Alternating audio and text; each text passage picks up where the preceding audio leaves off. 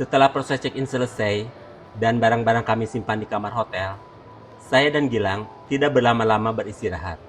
Jakarta masih menyimpan banyak cerita untuk dijelajahi.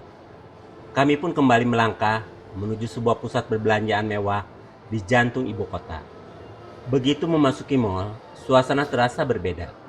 Lampu-lampu terang memantul di lantai yang mengkilap.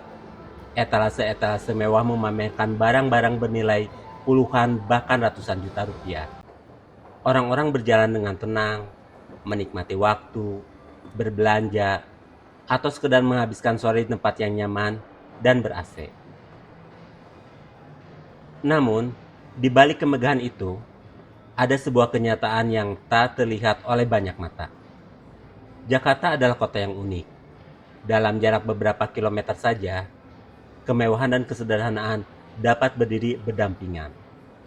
Di satu sisi, ada gedung-gedung tinggi yang menjulang ke langit.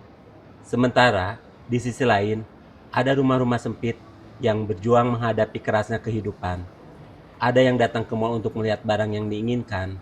Sementara, di sudut kota yang lain, ada yang menghitung apakah penghasilan cukup untuk kebutuhan esok hari. Tetapi hidup bukan sekedar tentang siapa yang lebih banyak. Sebab kemewahan dan kemiskinan sesungguhnya bukan hanya persoalan angka dalam rekening. Ada orang yang hidup di tengah kemewahan tapi kehilangan ketenangan. Ada pula yang hidup sederhana, namun masih mampu tertawa bersama keluarga dan tidur dengan hati yang damai. Mall yang megah ini mengingatkan bahwa kehidupan seringkali menampilkan wajah yang berbeda-beda.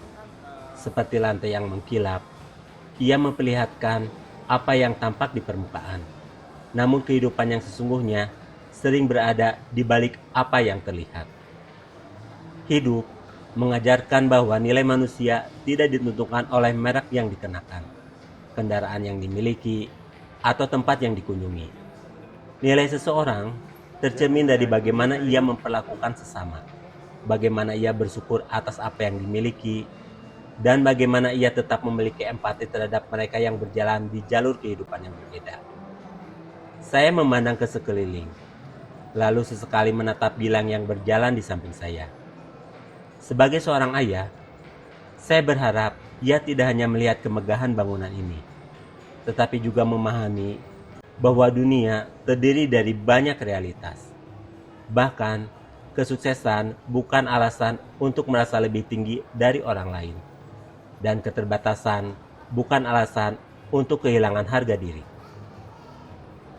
Karena pada akhirnya, gedung-gedung tinggi akan menua, tren akan berganti, dan kemewahan akan berubah bentuk seiring waktu.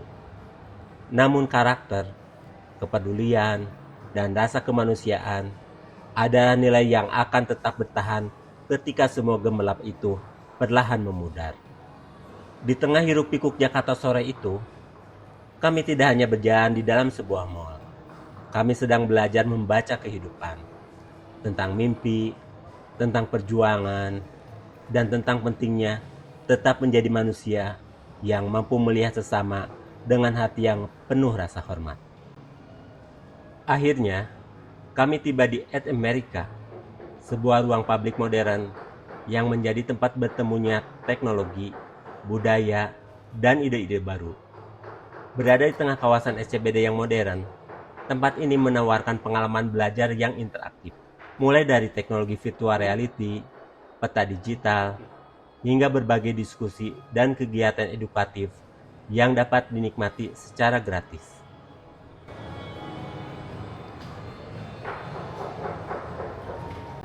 Halo, Ditutup ya, Pak? buka, Oh, buka ya. buka kan tarik. Di tempat ini, saya kembali menyadari bahwa masa depan tidak dibangun oleh mereka yang tahu segalanya, tetapi oleh mereka yang tidak pernah berhenti belajar.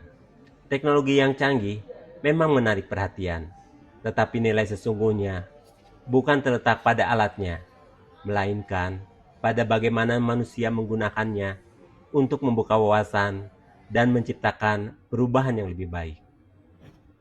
Melihat anak-anak muda berdiskusi, bertukar gagasan, dan mengeksplorasi pengetahuan baru, saya teringat bahwa warisan terbaik yang dapat diberikan kepada generasi berikutnya bukan hanya materi, melainkan rasa ingin tahu dan keberanian untuk terus belajar. Karena pada akhirnya, kemajuan sebuah bangsa bukan hanya tentang gedung yang tinggi atau teknologi yang modern, melainkan tentang manusia-manusia yang mau berpikir, bertanya, dan terus berkembang. Dan sore itu, di Ed America, kami belajar dunia sedikit lebih luas daripada sebelumnya. Di Ed America, kami berkesempatan menghadiri sebuah diskusi inspiratif yang diselenggarakan oleh Yayasan Perahu Kuning Harapan. Acara ini dipandu oleh Hofni Finehas Tafuli, Director of Education and Public Health First, yang mengajak para peserta melihat pentingnya pendidikan, teknologi, dan kolaborasi dalam menciptakan sebuah perubahan sosial yang nyata. Hadir sebagai salah satu pembicara, Maria Stella Clarissa Naung, Infrastruktur Public Policy Manager di Amazon Web Services, yang berbagi pandangan tentang bagaimana teknologi tidak hanya berfungsi sebagai alat, tetapi juga dapat menjadi jembatan untuk membuka akses, kesempatan di masa depan yang lebih baik bagi orang banyak. Turut hadir pula Meralda Adam, co-founder dan presiden Yayasan Perahu Kuning Harapan, yang menceritakan bagaimana kepedulian dapat diwujudkan menjadi gerakan nyata yang membawa manfaat bagi masyarakat yang membutuhkan. Dari diskusi ini, saya belajar satu hal. Perubahan besar tidak selalu dimulai dari langkah besar.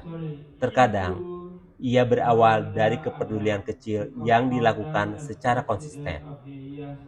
Teknologi, pendidikan, dan bantuan sosial mungkin terlihat sebagai bidang yang berbeda.